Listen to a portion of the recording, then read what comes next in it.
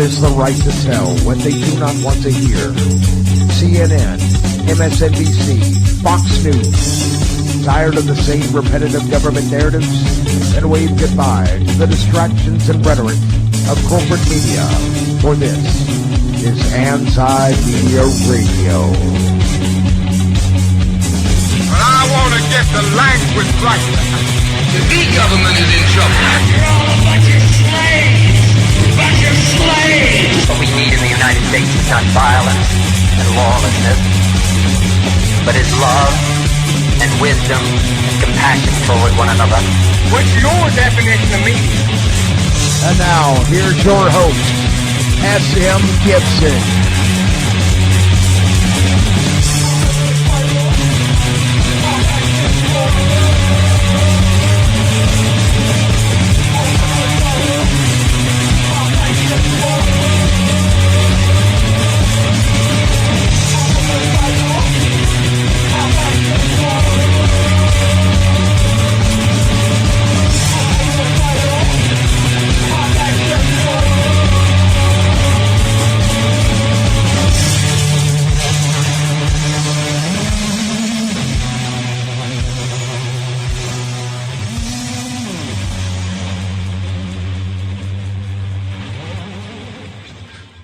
My name is S.M. Gibson, and this is Anti-Media Radio for October the 20th, 2015.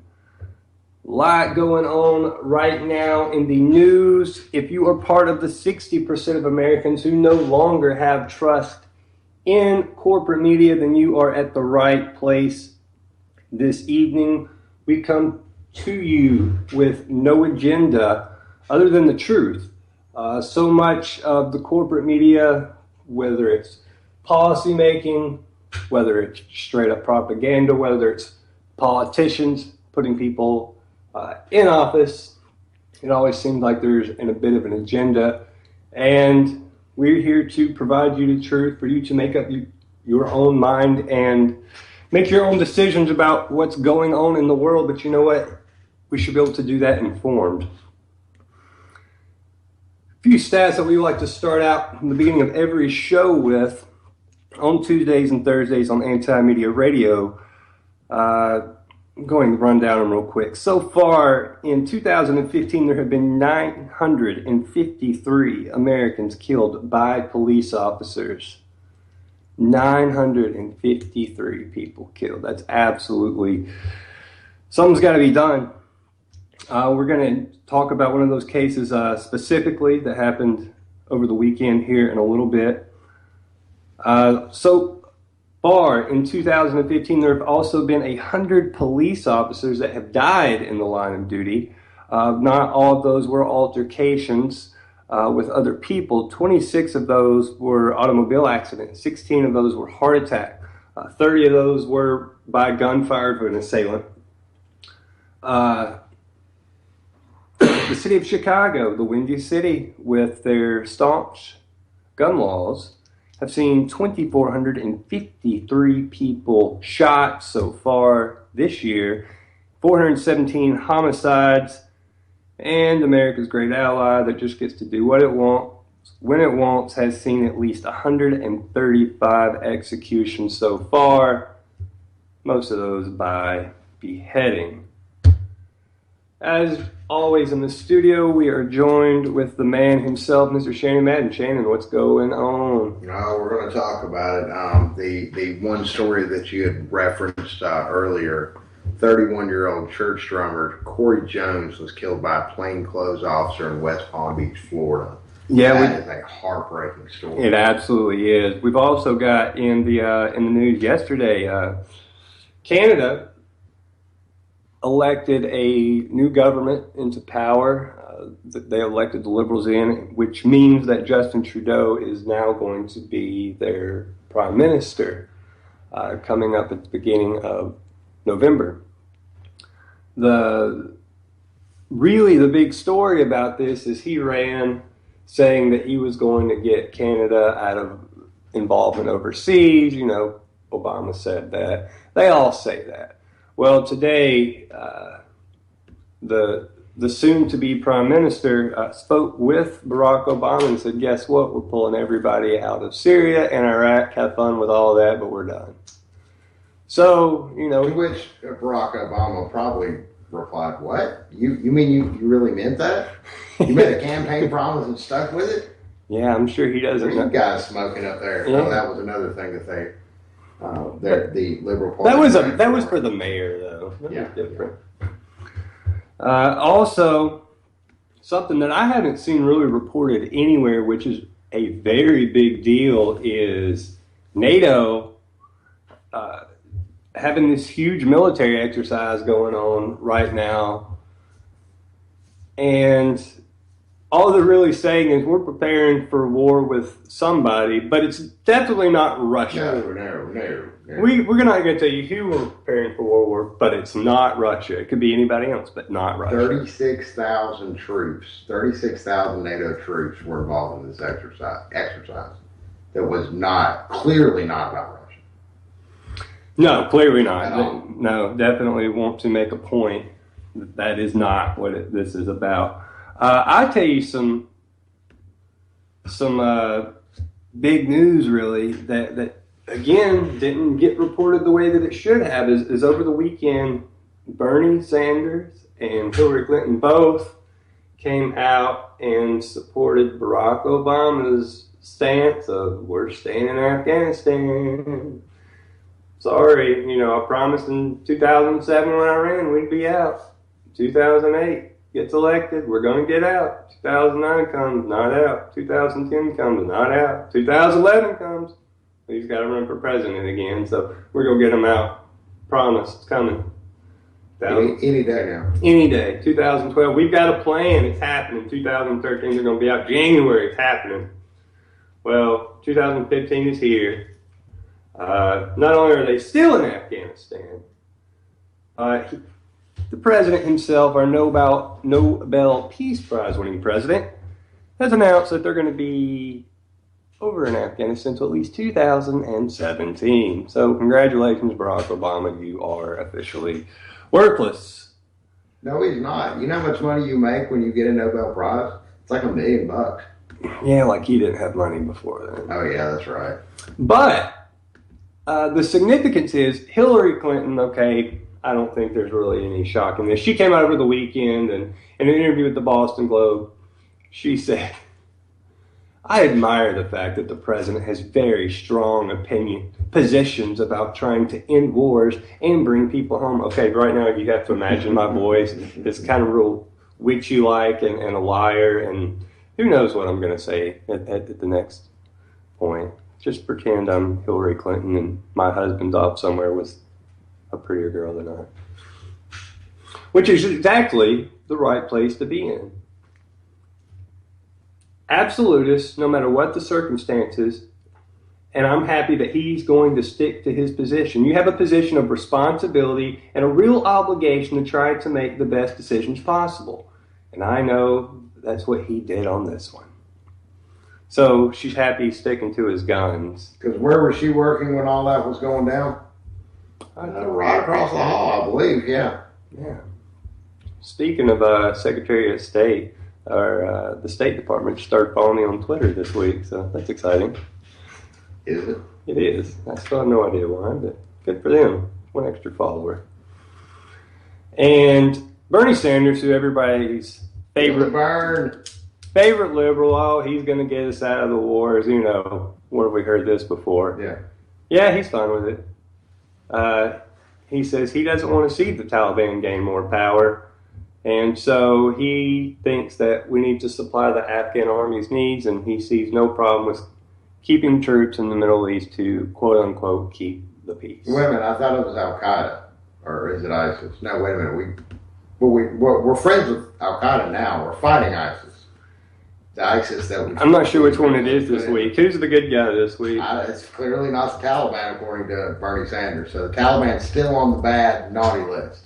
Okay, so should we just assume that if there's somebody out there in the Middle East and someone suggests that they need to be bombed, that they're the bad guy? Should we just assume everybody's the bad guy that's not in Saudi Arabia? So that's to clarify. Yeah. Okay, so as long as they're not Saudi Arabia, we're okay to We bomb could them. be just like, most of the police forces across America and just assume that anybody not white is a threat. That makes it a lot easier. Yeah. And on that note, hashtag boycott Star Wars 7. The most retarded ass hashtag known to man, because first off, how could anybody dare suggest to boycott anything that have anything to do with Star Wars? Yeah. Did you see that horrible Christmas special? There's still no way I would boycott it because it's Star Wars. It's freaking Star Wars, man. All right, now that we got that out of the way, boycott Star Wars 7 apparently went viral on Twitter today. Now, if you're not familiar with what hashtag boycott Star Wars 7 is about, it's basically a crying out of the white folks that there's not evidence that the human race is doomed. More white faces on the screen, as if Harrison Ford, Carrie Fisher, Mark Hamill's doing it too, right? I mean, we're getting all the old gang back. What about Lando? What about Lando? That is actually a really good question, and I think now maybe there might be something to this. It's one of the most retarded hashtags I think that's been ever in existence ever. And the fact that it went viral and some of the comments, I don't know if anybody's followed the Twitter thread and actually read some of the mouth breather comments that, and again, to be fair, it is probably about a good 10%, 5 to 10% of the actual comments on there. Most of them are people that are really just like, I can't believe this is happening, and get on their soapbox about racial injustice and equality and things that we talk about in glowing tones here on this show. We're all about everybody joining together and pushing past all this crap that it serves as a distraction, a means of sneaking one under the table and behind our back. I'm sick of it. I'm absolutely sick of it. I'm sick of the fact here in 2015 that we still have to deal with crap like this. Yeah, it's ridiculous. I'll tell you what, while you're talking about this, go ahead and jump to the phone lines here. Area code 248. Welcome to Anti-Media Radio. This is your host, SM Gibson. Tell us your name and where you're calling from this evening. It's Claire. Claire, what's going on? Not much. What's up? Hey, Miss Claire, can't complain. I missed you both. It's been a while. You too. Where you been? I don't even know. So many places. That's awesome. You're a jet setter. Speaking of jet setting, you were recently in California, and I know you went deeper into your whole Nestle endeavors. Tell us what's going on with the whole Nestle story right now. Well, the best thing about going out and actually visiting the site of the Arrowhead Spring well, or ostensible well, I should say, was getting to know the people who used to work for the Forest Service, who are so dedicated to actually preserving the ecosystem and preserving things the way they are. And they were really upset about Nestle's drawing water from Arrowhead Spring during this enormously bad drought. And just this week, it was announced that the Center for Biological Diversity and a couple other places were joining together to sue the Forest Service to place an injunction on Nestle from withdrawing the water in the San Bernardino forest. So this is a good sign. Well, that's an excellent sign. Activism working. Yeah, exactly. That's awesome. So what do you think is going to transpire ultimately with the lawsuit? I'm not sure exactly. Originally, just recently, Nestle agreed to start the environmental impact studies that have been called for by the public for so long because their permit expired in 1988, which is, 27 years ago. It seems to me that this lawsuit could actually do some good if it works out as an injunction to prevent Nestle from drawing any more water during this insane drought. There's also language inside the lawsuit that, from what I can tell, looks as if it's setting up the groundwork for a monetary lawsuit of some sort. I could be wrong, but that it just seems very obvious to me. If that's the case, then that could help as well. But Nestle is making so much profit, only having to pay $524 to withdraw millions and millions of gallons of water. Unless there's a very clear definition of making them stop, they're not going to. Yeah, and I think a lot of people forget too that it's the CEO of Nestle who, it's kind of hit viral a few times on the internet that it's he that said that water should not be a human right, and that he's about making money off of it, and that's what they're doing right now. They don't care about the drought, they don't care about anything. It's about making money. Exactly, and the thing that was told to me at one point by these scientists, one is a biologist and like climatologist and such. The thing that was told to me is that if by scientists who are working on the project with them, it's the intention of private corporations to buy up the rights to the world's water supply, so that we would have to be sold the most basic unit of human life on the planet. So all those conspiracy theorists and such can, rejoice, because these certifiable scientists who are the best in their field have all said that private water ownership is the goal overall. I mean, where do you, you're controlling people's lives on a complete grand, sickening scale. That's the conspiracy theories that's happening now, and to a degree, of course it is, but to a degree we still have, our basic everyday whatever. If you can't afford water and it's all privatizing water, think about that. Think about, we live in a world that people want to privatize water. You die without it. Your children die without it. Mm-hmm. And the oceans are dying in themselves, becoming increasingly acidic and bleaching out like the coral reef and such, that is equally as important as the Amazon rainforest in terms of oxygen on the planet. So, this is the perfect scenario. This is the perfect scenario for insane people. Yes. And what's sad, it's not so much that, okay, some crazy person had this idea, because there's lots of crazy people out there.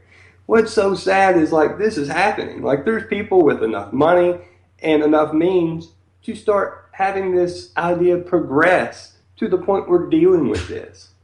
And again, when we first talked about this story, when Claire first wrote the article on antimedia.org, one of the things that really stuck out with me is that all of these steps that were taken to ensure that all they had to do was pay this little $500. And they wrote it off as a, clerical error, or, we kind of talked about it, but nothing was ever discussed. And then we find out that we have a former Forest Service employee now works for Nestle. And is there, Claire, Claire, help me with this. His official title is the Forest Service worker that now serves or works for Nestle. Him and the CEO apparently served on the same board together at one point in time. The department of screwing over the human race. Yeah. So, again, this is exactly what we talk about on the show, night in and night out, about corporate, corporate interest controlling politicians to be able to do whatever they want to do, however they want to do it, up to and including stealing water. Stealing, I think, is a good word for it, too, because not only is Nestle taking this water under an expired permit, but the conditions of doing so was more or less a gentleman's agreement for Nestle to stick to the original strictures of their drawing spring water permit. And for one thing, as we've uncovered in this investigation, amazingly, what Nestle is drawing from this well is not spring water at all. And, I'm glad that the lawsuit has been picked up on the end that it has, but another possible lawsuit, if this one fails, is the fact that what Nestle is drawing from Arrowhead Spring is not spring water whatsoever. And that has been largely ignored. I think that's one of the most major issues because spring water can be rejuvenative and it can really help people's conditions and it can, aid your health and such. So to claim something is spring water when it essentially is not at all spring water is an egregious error. But this whole thing is helping a few people's conditions because there's a few rich people getting richer, and that's helping their condition. And you screw us. There's about 5 evil people that are. Why don't I do plumbing work for a living? Why don't we just go up to Yellowstone and go ahead and get Old Faithful, claim it as our own? We're going to start drawing water from it. We'll pay whatever. What is it? $524 a year. I can swing that. I got that in my savings. But can you afford the lobbyist that goes with that? Well, you got to sell the water first. Right. I mean, it's a chicken and egg thing, Yeah, but you hear how ludicrous of an idea that sounds. It's happening. That's exactly what they're doing. Exactly what they're doing from a national park. It's crazy. They thought they were just going to butter us all up with their candy bars and steal the water from behind us. And Yeah, it's not that simple. The great thing is that I don't live in California. Californians need to be, completely outraged about this. And I don't understand why, particularly as drought-stricken as they are, why this is not a much bigger issue, front page, headline every single day until this matter is resolved. Well, I think we've learned during all of Claire's investigation that Nestle is very rich. Yeah, because, and here's my point when Claire, when you mentioned a moment ago that there is possibly, a lawsuit that would involve an exchange of monetary, situation. Who ultimately benefits from that? Okay, there's a big judgment declared against Nestle, a speeding ticket, if you will. And then, of course, the lawyers that are litigating whatever lawsuit, they'll make their cut. Then where's the rest of the money go? That judgment go? I mean, do you really believe back to the government entities, or back to the government entities that actually got Nestle this far at Arrowhead to begin with? Will it be dispersed to the people of California? That's what I think should happen. And if it is, think about water. But if it is, the settlement could be massive, and at the end of the day, each citizen of California gets like $3, which is very well should be, I might add. Because look at not only just the actual monetary value of a gallon of water, which is still an insane concept to me anyways. But think about the actual environmental impact of what they've been doing out there. Claire, you were there. Give us a first-hand account of it. Yeah, it's a pristine environment, and it's a beautiful, just silent, amazing site. And there are signs that people have been there all over the place. Nestle has built essentially a helipad there for their helicopter to come in to monitor the quote-unquote well.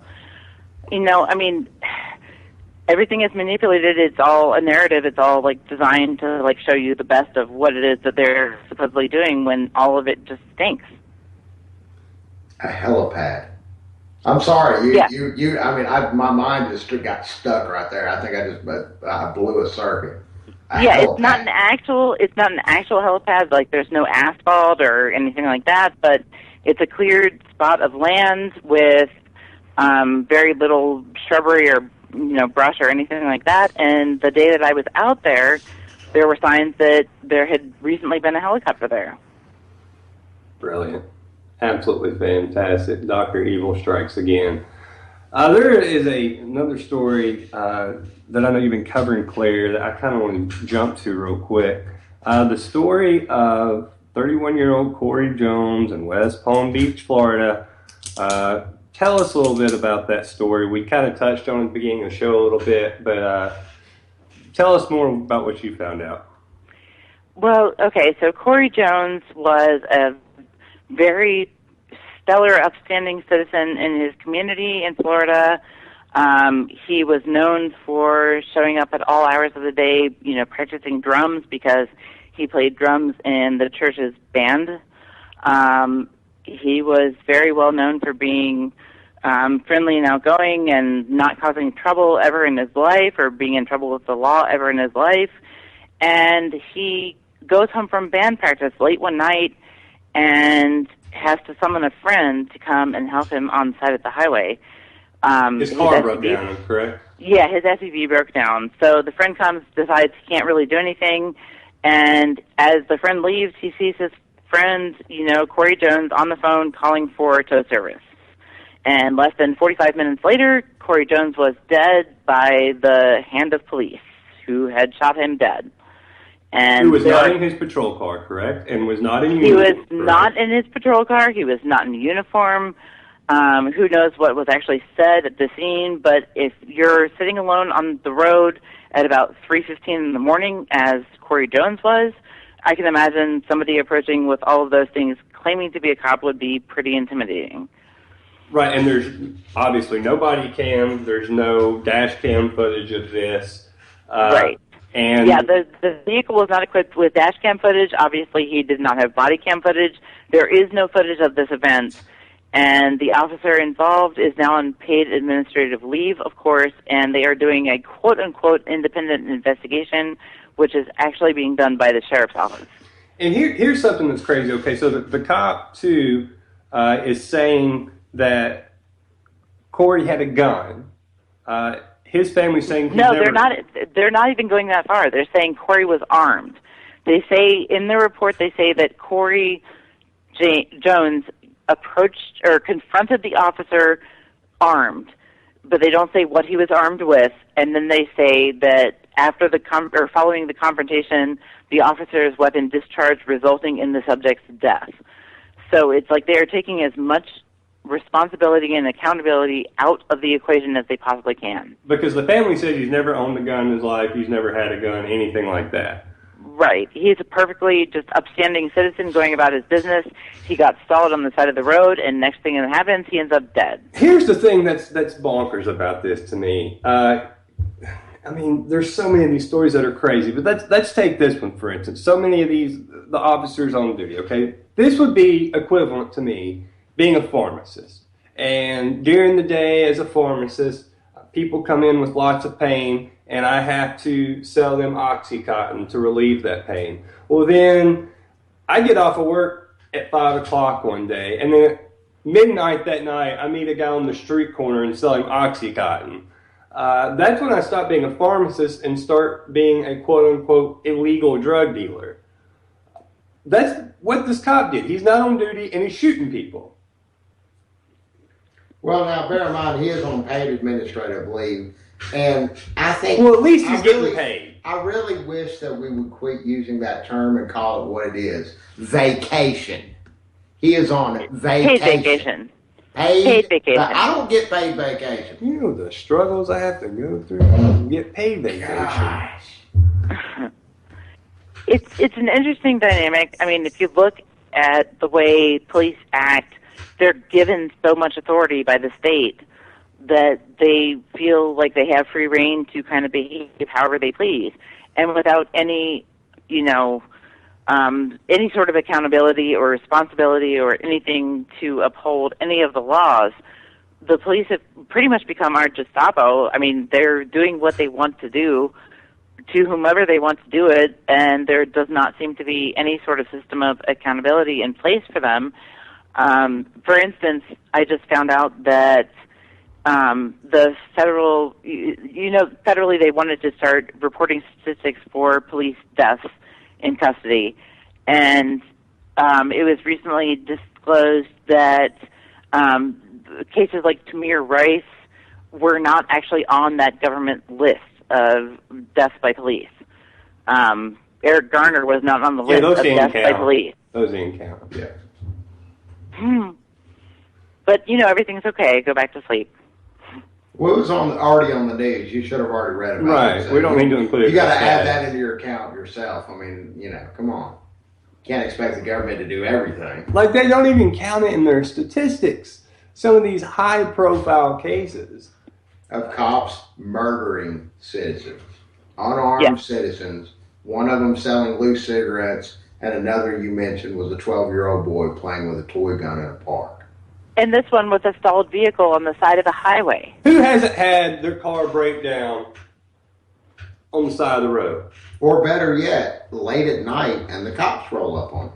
Right. I mean, I've had it happen before. Look, I can tell you right now, when I was younger, I'd have my car break down on the side of the road and I can't fix what's going on with it, and like a cop will pass by and it's like, really? Now, like, you'll pull me over, but now you're not going to stop. They'll pull you over, find out what you're doing, where you're going, and they'll watch you work on your vehicle with a light. Yeah. Run your tag, run your insurance, go ahead and run your license, sir. Make sure you don't have any warrants. Make sure you haven't been arrested in the city before, because God help you if you do them. They're going to come back, well, hey, we heard you had some trouble here a couple of years ago. What was all that about? Now, bear in mind, you may have already gone, and I personally haven't gone through this situation, but I know people who have, where, you know, an old situation from when they were arrested when they were a kid, or did something stupid way back when, or a misunderstanding. They've already went to court and tried on this, that, and the other. And here you have a cop at 2 o'clock in the morning while you've got a busted tire or busted whatever under the hood, and you're sitting there frustrated as it is, and then a police officer comes up.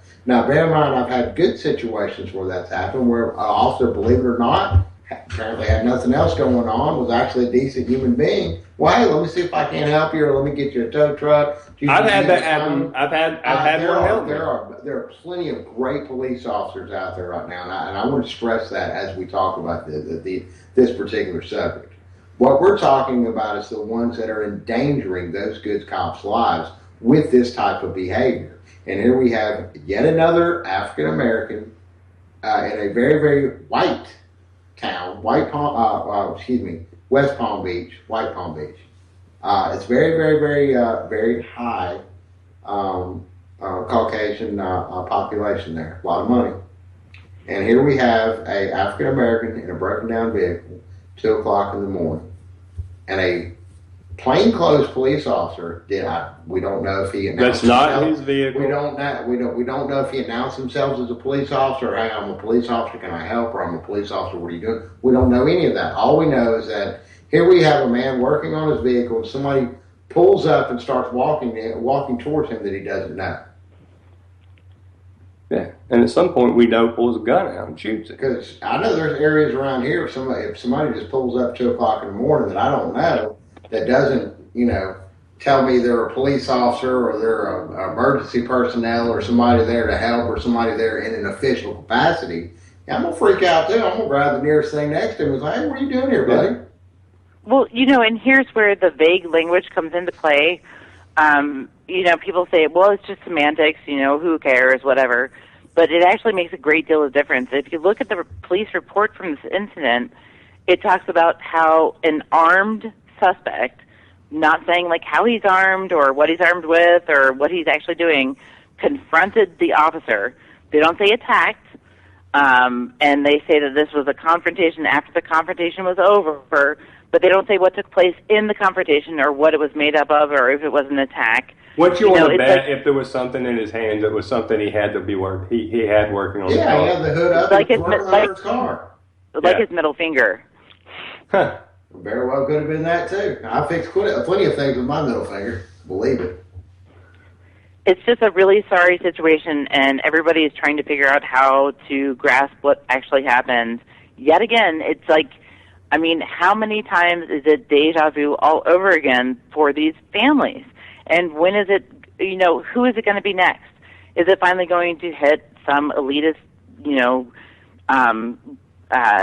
sort of daughters or sons' lives before something happens, or do we have to keep going through this over and over? But here's what you have to remember: that's not even then. I don't think anything would change, because that one situation, if that does happen, the cop will be punished. That person will be dealt with. But this huge problem that we deal with on a day-to-day basis, and the people that don't have money to represent themselves, and the people that are considered the lower class of the United States, those people are going to still continue to be picked on. Those are the people that are defenseless to the establishment. It's, if it happens to some rich guy's daughter, well, that cop's going to go to jail for life. But if it happens Yeah, but you to know me or it's sad you, because these same people are the ones like waving the flags of these corporations and stuff that are like busy like dealing with their sisters and stuff like that. I mean, like, I don't know. This whole business is just amazing how inbred it is. How like back padding, and it's like, you know, the government always claims that it doesn't have any ends with corporations, but you see these alliances, and it's like proven on paper. I mean, how can you escape any of this? oh, that's conspiracy talk. Oh, Oh, geez. You've been reading. Yeah. It's all. Yeah, I don't even own tinfoil, so now come on. Well, that's the problem. You're letting the brainwaves get in there, and you're reading all these statistics, and you're letting the statistics influence. You know, I was talking to you before the show. I was watching a documentary on Bill Hicks, the late comedian, who's, if you've never heard any of his stand-up, Bill Hicks is phenomenal. And one of the little things that he said on his one of his stand-ups, he was at a Waffle House in Nashville, and a waitress, had a book, was reading a book, and kind of eating some food or whatever. The waitress came up and asked him in a very southern voice, "What are you reading for?" Not what are you reading? What are you reading? What are you reading for? Yeah. Yeah, this is why everybody that's within earshot of this broadcast needs to do your homework, because this is how business is done in 2015 America, and has been done for quite some time. And until we stand up and we start to do the things like what Claire's done, actually boots on the ground, and get involved in some of these situations, they're going to persist, and it's going to get worse. Well, here's what scares me. Here's what my fear is. I think there's a lot of people that are awake to things that weren't necessarily awake to things in 2008 when Obama got in office. I think people were just so fed up with the Bush administration and all those lies that they're like, okay, Obama's going to be hope, he's going to be change. And I think there was, kind of the Ron Paul sect of people and quite a few other people. They're just like, nah, I don't trust any of these people. I don't trust McCain. I don't trust Obama. But, Obama supporters especially said, oh, no, it's going to change. Everything's going to be great. Well, he ended up just like every other president we've ever had. And now we're seeing people that are just completely jaded because of Obama and that situation. And yet, but Bernie Sanders is going to fix stuff. I know, because he told me. What's the definition of insanity? Right, doing the exact same thing over and over and over again. And that's what Bernie Sanders is. I mean, at least with Jeb Bush, it's like, well, clearly we know what you're going to do. You're not even hiding it. You're going to get in there and just blow everybody up. But Bernie's coming across like, I'm going to fix everything. Don't pay attention to my foreign policy record. Please, whatever you do, don't pay attention to that. I'm all about peace. I'm all about peace. Obama wants to stay in Afghanistan. Sure, it's a great idea. Why not? Let's do that. Peace in the Middle East. By putting boots on the ground and blowing people up. Everybody's going to get free college. Yeah. I mean, forget the fact that we're already completely bankrupt at this point. But Bernie's going to fix stuff. Even Hillary, everybody knows what they're going to get with Hillary. Like, Hillary, Jeb, it's more of the same. But people actually believe. I hear it about Rubio. Oh, my gosh. I'm not even get into that topic. Get started on that, yeah, because that's the truth. Both guns blazing. Yeah, but at least you kind of know what you're going to get. But people really believe that Bernie is going to be like some great change. And the stuff he says about the banks, I agree with that. I think that's great. I question when he's debating Hillary Clinton, and he can turn around to her when he's giving his big speech about the banks and look at her and say, guess what? Your number one contributor is Goldman Sachs, just like Jeb Bush. Yeah. Just like Ted Cruz's wife was an executive board, just like Marco Rubio. You all get money from Goldman Sachs because you're all the same thing. He could have buried her. But no, he's a good politician that does it as he's told. And we'll get a good cabinet position out of right. it. If and when Hillary wins the election, which doesn't look like it's going to happen. Now we're talking about getting old Uncle Joe in the race there. Yeah, that's old Uncle, drunk Uncle Biden. Nobody wanted him in. How many times has he run? Like, several at least. I'll take that. And the story of his son is very unfortunate, but that's going to be used as a political tool to get the sympathy vote. Mm-hmm. Claire, what's your view of the whole, I guess, Bernie, Biden, that whole situation? Well, you might be asking the wrong person for the audience. I don't know, but I thoroughly do not believe in the vote right now. As long as the Electoral College is in place and as long as the polls are so rife with propaganda that there's virtually nothing else there, it's just, you couldn't pay me to vote right now. I mean, it just wouldn't happen. I see some of the values of the different players, like what they're saying, but it just, every single time it turns out to be the same thing, which is why I just will no longer vote. I mean, and that's the sad part, that's where we've come to in this country. First off, with the Electoral College, here, living in Alabama, our vote is meaningless because it doesn't matter if we go out and vote for whoever. You could vote for Bernie Sanders here, and your vote's going to go to whoever the Republican nominee is. You can vote for whatever. Your vote will be counted towards the Republican nominee, 100% guaranteed. Yeah, I agree. And, there's states like that where it's going to go to the Democrat, 100% guaranteed, whatever. Like, they're both the same party. But what I'm saying is which candidate's going to get that vote. And then you get the states like Ohio, like Florida, that are, they go between in the elections. And those are the states where the election fraud happens. Look, as much as I could not stand Al Gore, the facts are the facts. He won the election in 2000. He did. That's not the first time that's happened, and I guarantee you it's not going to be the last time that's happened. There's story of actual voter fraud, but the stories about the Diebold machines, that's election fraud. That's something completely different.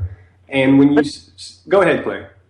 They're even doing that ahead of the elections, though. I mean, like with the recent, Democratic debate, Bernie actually won according to virtually every single social media poll that there was available to be seen, and mainstream media painted it as if Hillary won no matter what.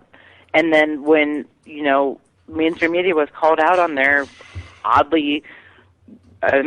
call, then they re-defended Hillary again, saying basically, I told you so, she won, that's it, that's my opinion, and you just, your opinion is invalid. Well, so I don't know if you remember watching the debates in 2008 when they were having the Democratic primaries then.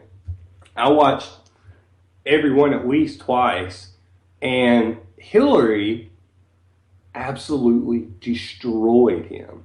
He hadn't had that much experience. He didn't really have a grasp of what he was talking about, kind of like Trump. He had these big ideas that he would say, but the specifics, he wasn't all the way fully formed there yet. And she was just owning him in these debates. And then they would cut back to, the talking heads, and they're like, oh, Barack, he looked great tonight. It's like, what did y'all just watch? She devoured him. Like, she tore him up. What are y'all talking about?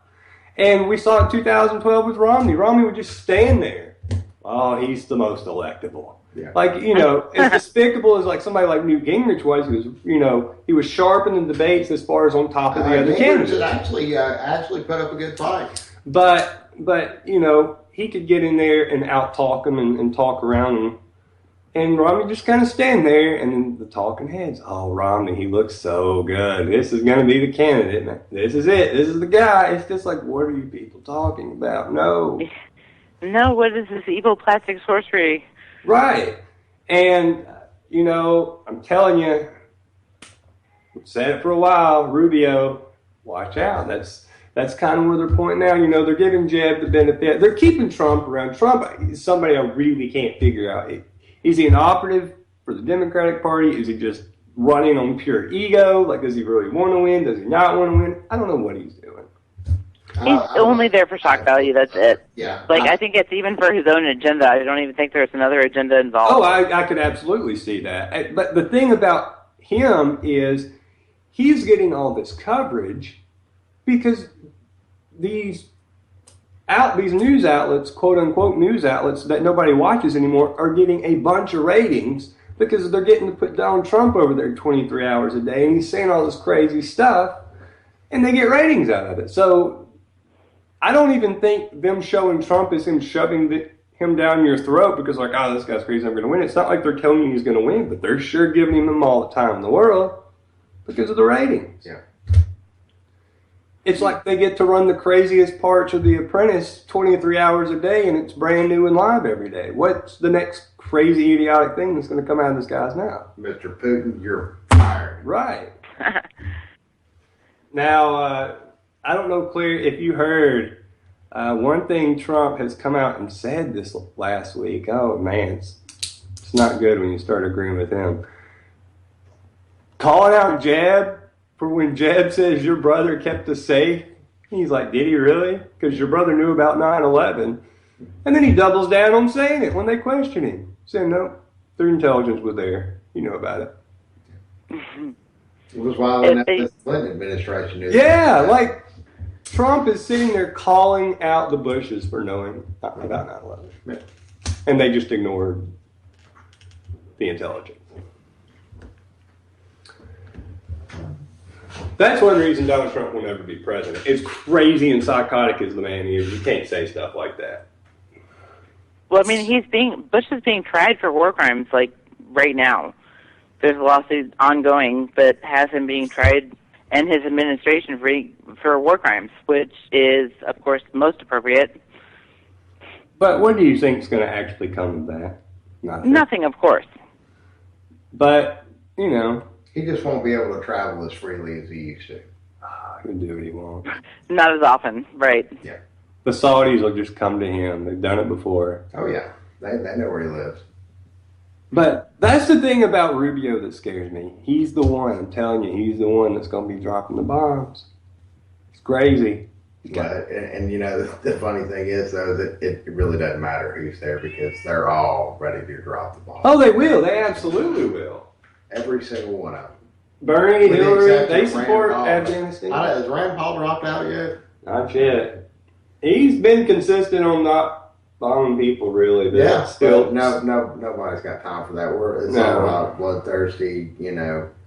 But we got to do what we can to make America great. That's what it involves a gun in every brown person's face. That's what they've turned it into. It's disgusting. Mm-hmm. What our country, we've allowed it to become. We have allowed the media to control our narrative. And I think we find out some of the truth and they come back behind us and confuse us and nobody knows what's going on. So they just say, well, I heard it on TV. I'll believe that. Yeah, you need to go back and read the last few pages of the book 1984 by George Orwell. Oh, yeah. That's exactly what that's all about. Here's some a little bit of good news to report. I know you've done a little bit of reporting on Saudi Arabia recently, Claire. Ali al-Nimr, they are saying he will not be crucified now.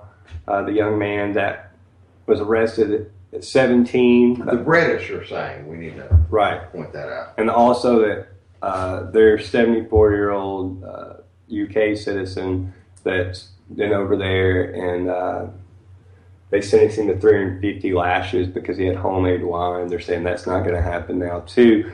It should be mentioned that Saudi Arabia and the UK were in talks with a big prison contract, and the UK was going to give them a bunch of money.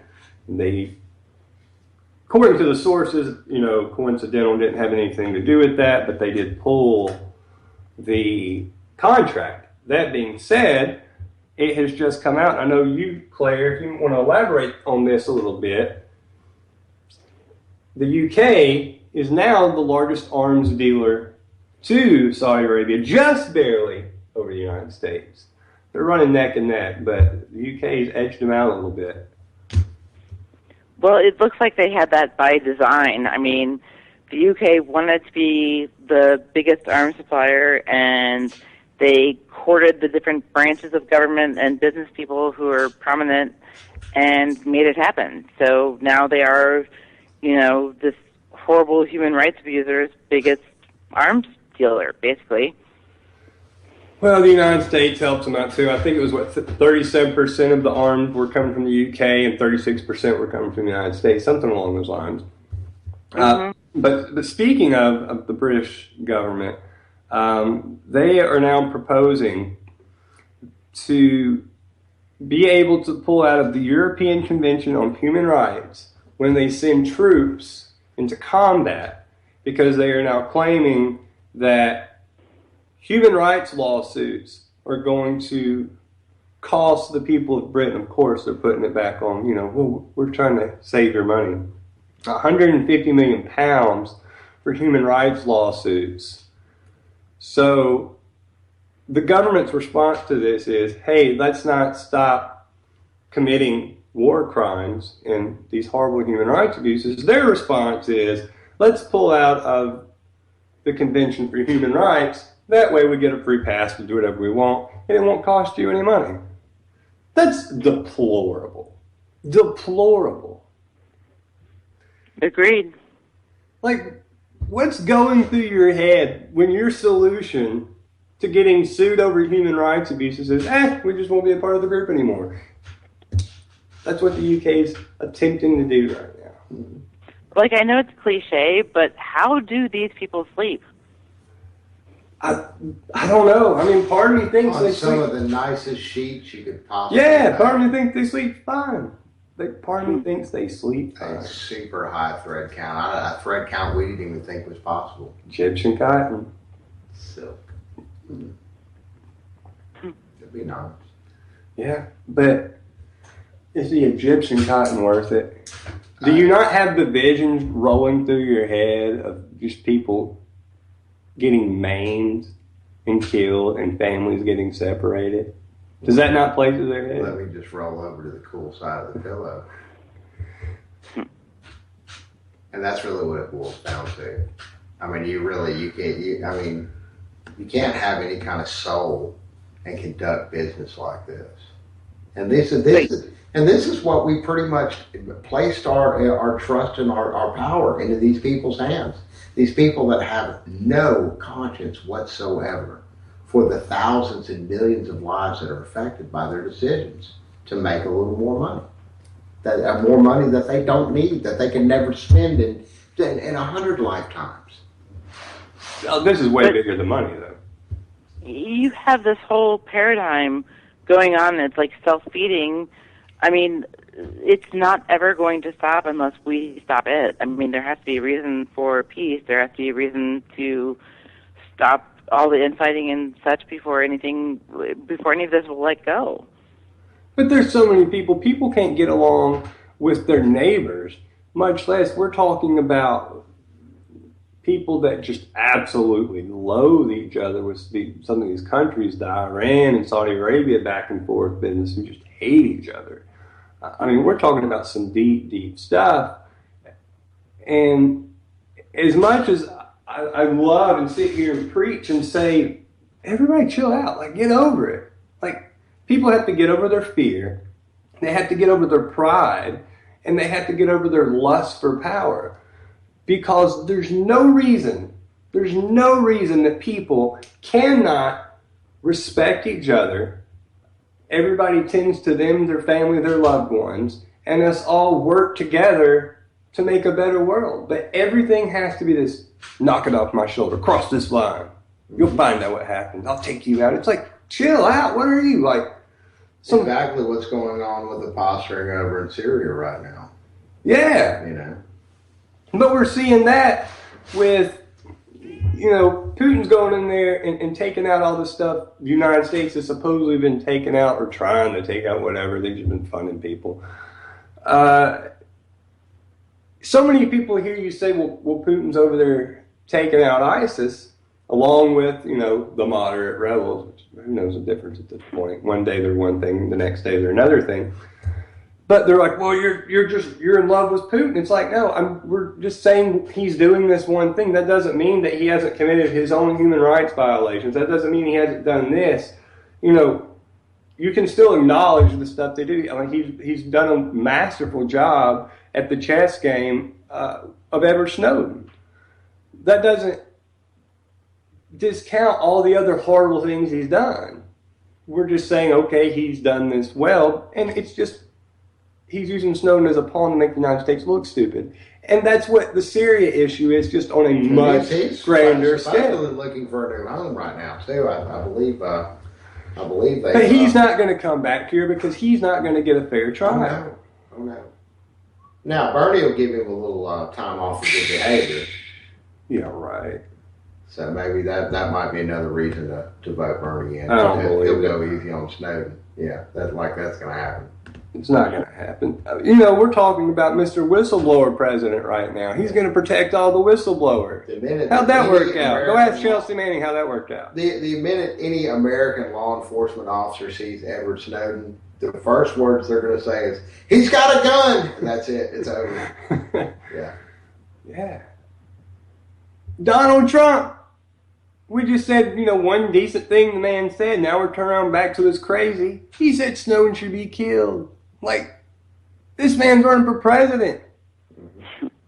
And he said Snowden should be killed. Should be killed for telling the American people the truth.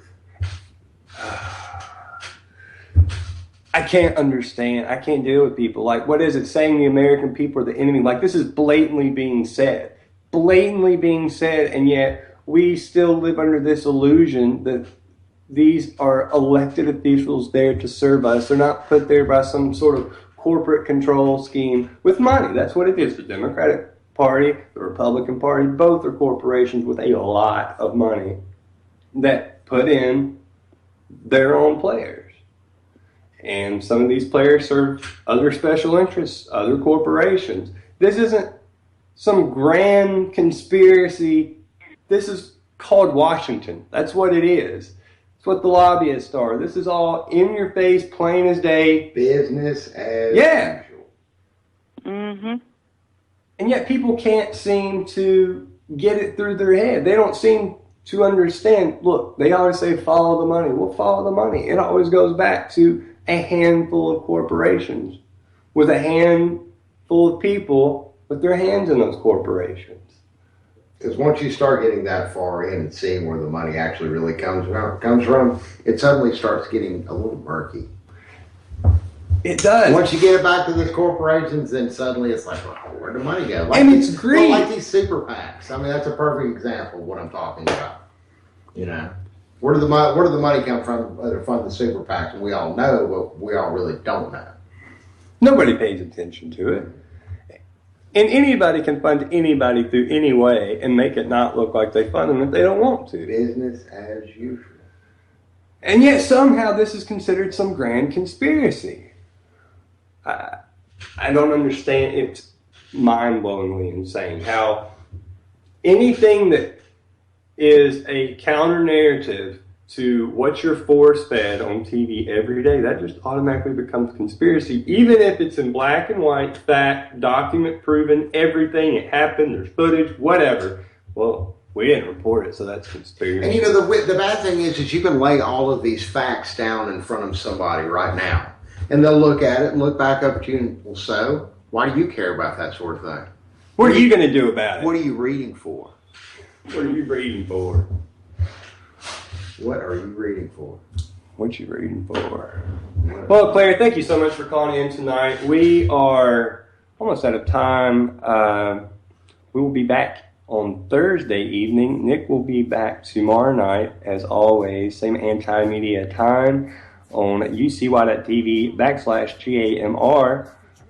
For Miss Claire Burnish and Shannon Madden, this is SM Gibson with Anti-Media Radio. On Thursday, out. Peace.